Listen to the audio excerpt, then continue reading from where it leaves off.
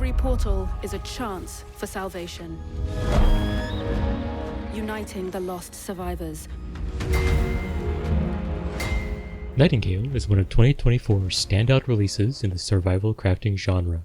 It bills itself as a gaslamp fantasy with robust game loops that revolve around exploring, crafting, building, and fighting. What makes this game unique is its alternate Earth Victorian setting and visual design, as well as rich yet subtle steampunk themes woven throughout its gameplay. Those by themselves make this game a breath of fresh air when compared to the majority of other survival crafting games out there. I mean, there are a lot of really great titles, but few really tackle the social themes presented in Nightingale. Alright, you might be asking yourself, what the hell are you talking about? What's steampunk? What's gaslamp fantasy? What do they have to do with Nightingale? Well, to get to the answer, we kind of have to look at what the meaning is behind the word punk. For a lot of people, that's just a genre of heavy, chaotic, rebellious music, right?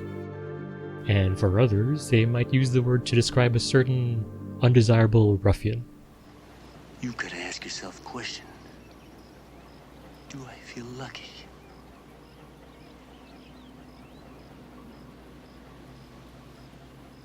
Well, do you, punk?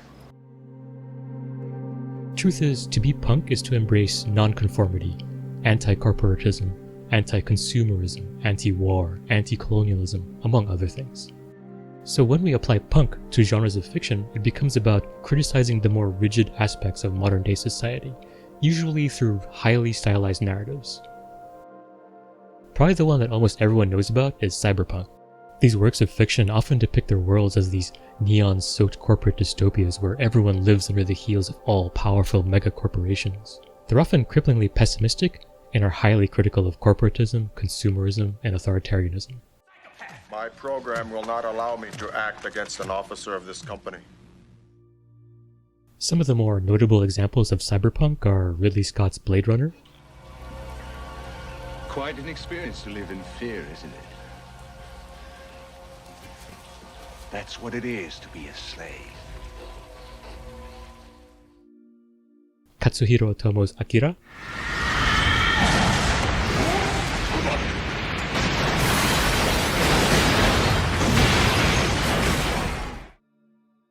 and CDPR's Cyberpunk 2077. Wake the fuck up, samurai. We have a city to burn.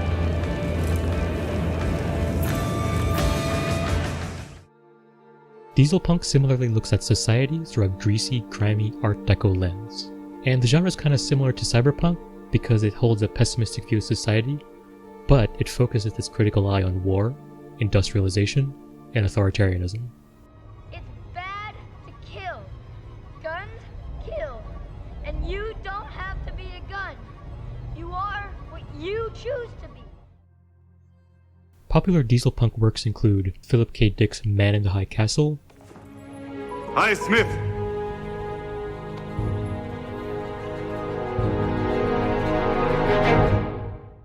Fritz Lang's Metropolis,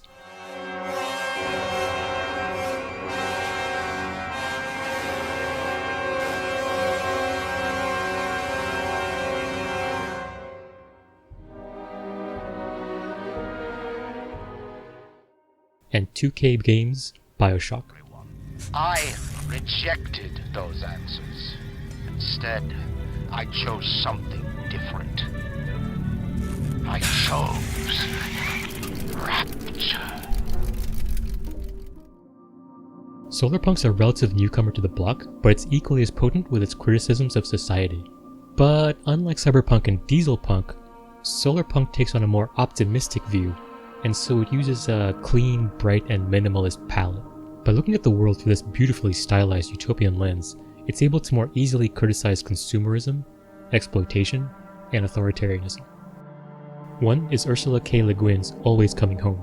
When we will be wanting the voices of writers who can see alternatives to how we live now. Another is Cyberwave's upcoming cozy crafting game called Solarpunk.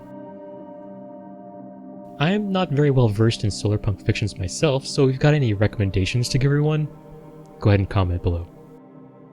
So alright, last but not least, we finally come to steampunk. And like the other punk genres, steampunk is visually unique. It strikingly tends towards materials such as brass and wood and leather to build this intricate, retro-futuristic aesthetic.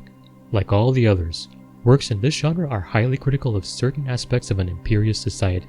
But similar to solarpunk, it sometimes holds a more optimistic view with which to compare the real world against. Steampunk's mostly concerned with criticizing colonialism, technocracies, and you guessed it, authoritarianism. Great examples of the genre include Hayao Miyazaki's Castle in the Sky,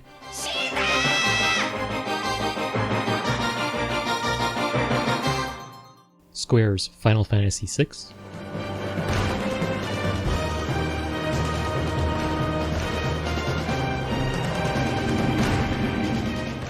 and multiple Hugo Award-winning comic Girl Genius by Phil and Kaya Folio.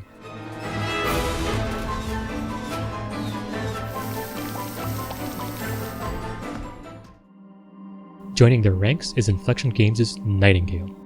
What this game brings to the table is the discovery and wonder inherent within the steampunk genre, and it does so in spades. Players take on the role of Realmwalker, intrepid travelers who are tasked with exploring the land rather than exploiting it. They must be creative rather than destructive, and they must survive the realms rather than dominate them. Alright, so you might be asking right about now about the whole Gaslamp fantasy thing. What's that about? So that actually comes from the aforementioned Girl Genius comic, which by their own words blends adventure, romance, and mad science. And this combination all at once kind of crafts this truly compelling and really beautiful story. As a subgenre, it leans more towards the magical and fantastic, rather than the technological and grounded. In other words, less steam, more fae. In Nightingale, all the different realms are positively soaked with magic and is teeming with various creatures, some of which have innate magical abilities and powers. I mean, Realmwalkers also have magic. They've got all kinds of abilities and powers that allows them to survive out in the wild. It's like this. Realmwalkers have been shunted off into the wild unknown, trapped among the portal worlds and unable to return to an industrialized and overdeveloped home. We've got to navigate all the realms with only our wits and our wonder to guide us. And in doing so, perhaps rediscover what the word home really means. That it's more than a building or a city or a country. We're given access to countless beautiful vistas whose dangerous allure is way beyond the reach of any colonial power. We ourselves can never truly tame or steal from or capitalize on these abundant realms. What we can do is live free from the horrors of an overexploited and technocratic world. For more Nightingale content, be sure to sub here on YouTube, or you can follow my stream on Twitch if you prefer. Either way, I hope to see you exploring the realms. Peace.